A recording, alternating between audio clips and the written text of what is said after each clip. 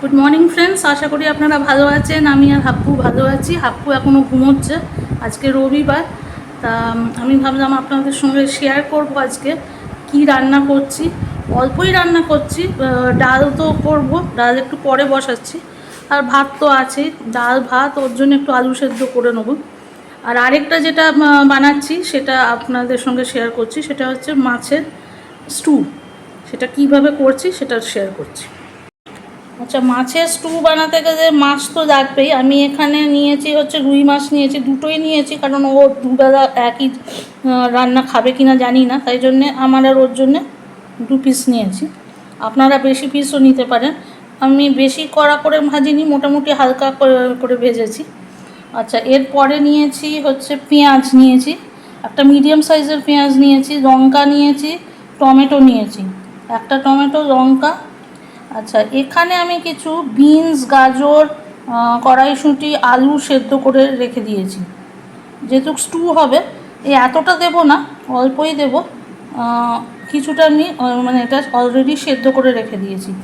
এছাড়া যেগুলো লাগছে সেটা হচ্ছে গোলমরিচ গুঁড়ো, নুন, মাখন, জিঞ্জার গার্লিক পেস্ট, আর এখানে হচ্ছে হলুদ গুঁড়ো, জিরে গুঁড়ো, ধনে গুঁড়ো। আর এটা যাচ্ছে হচ্ছে কোকোনাট মিল্ক।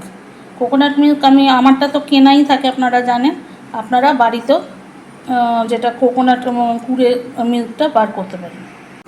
আচ্ছা, আমি পুরো রান্নাটাই রিফাইন্ড অয়েলে করছি। তেল গরম হয়ে গেছে, দেখতেই পাচ্ছেন তেলটা গরম আছে। এর মধ্যে আমি অল্প একটু মাখন দিয়ে দেবো।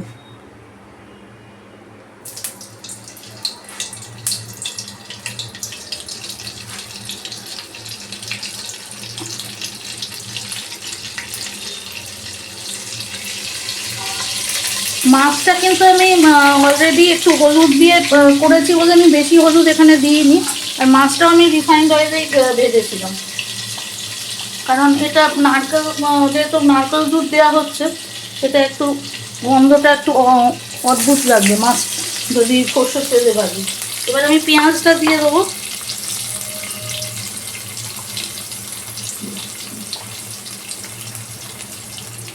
পেঁয়াজটা দিয়ে দিচ্ছি।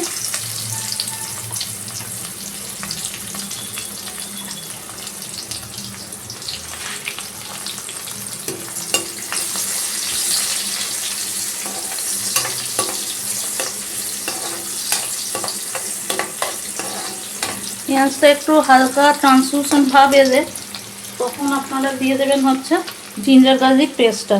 যদি মনে করেন জিঞ্জার গার্লিক পেস্ট দেবো না, তাহলে কুচি করেও দিতে পারেন। আমি পেস্টটাই দিলাম।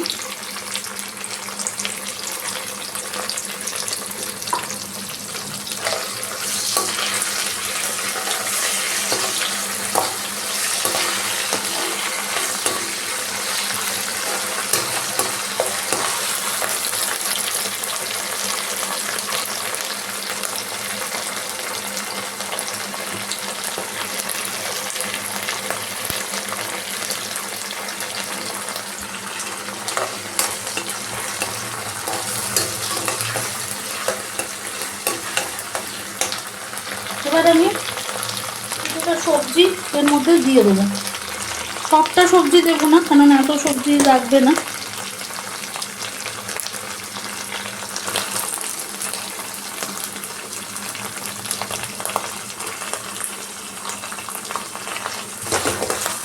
কারণ মাছ তো কমই আছে, 2খানা মাত্র মাছ আছে।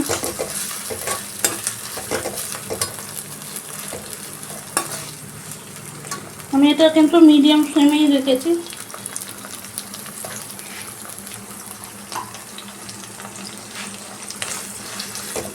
এটাকে ভালো করে আপনাদের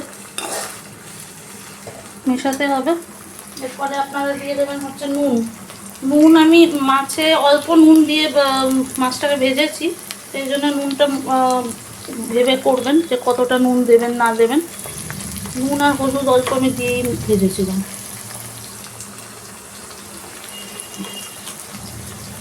আমি 1 টিস্পুন মতো নুন দিলাম, যেটু সবজিগুলো আছে বলে।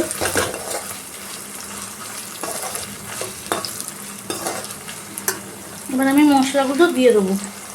মশলাগুলো আমি একসঙ্গেই দিয়ে দিচ্ছি।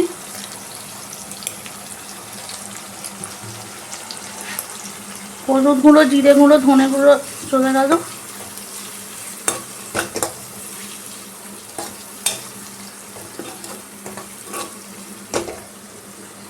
এরপরে যেটা দিতে লাগবে সেটা হচ্ছে আপনাদের একটু গোলমরিচ।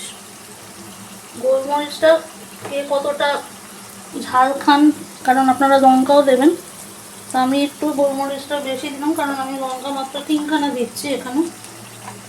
ঝাল মতো দিয়ে দেবেন। লঙ্কাটাও চিড়ে রেখেছিলাম, দিয়ে দিলাম।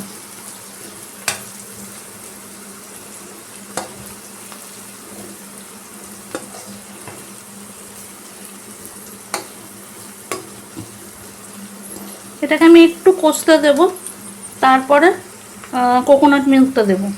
দেখুন এটা একটু কষে এসছে। এরপরে আমি টমেটোটা আগে দিয়ে দিচ্ছি। টমেটোগুলো বেশি ছোট করেও কাটিনি, বেশি বড় করেও কাটিনি, মিডিয়াম সাইজের রেখেছি।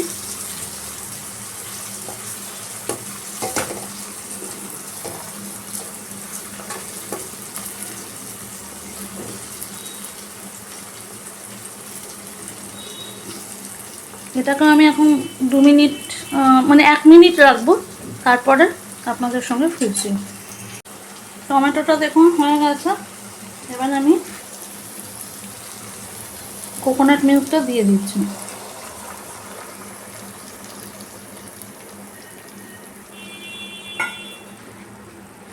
কোকোনাট মিল্কটা দেওয়ার পরে আমি এটাকে একটু হালকা আছে 1-2 মিনিট রাখবো, কারণ সবগুলো প্রায় সেদ্ধই হয়ে গেছে, আমি দেখে নিয়েছি।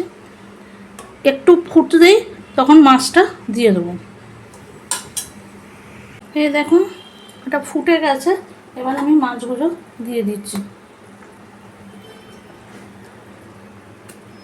এটা দিয়ে একটু ঝোলটা কমাবো, ঝোলটা অনেকটা বেশি আছে।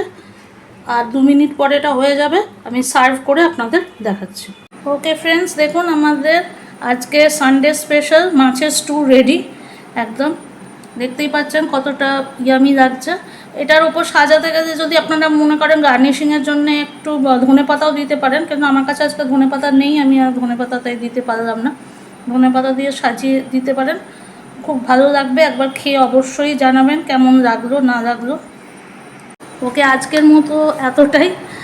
কমেন্ট বক্সে জানাবেন কেমন হলো, সাজেশনস থাকলে নিশ্চয়ই দেবেন, কি চেঞ্জ করলে ভালো হয় না হয় অবশ্যই জানাবেন আমাকে, শেয়ার করবেন আমার সঙ্গে।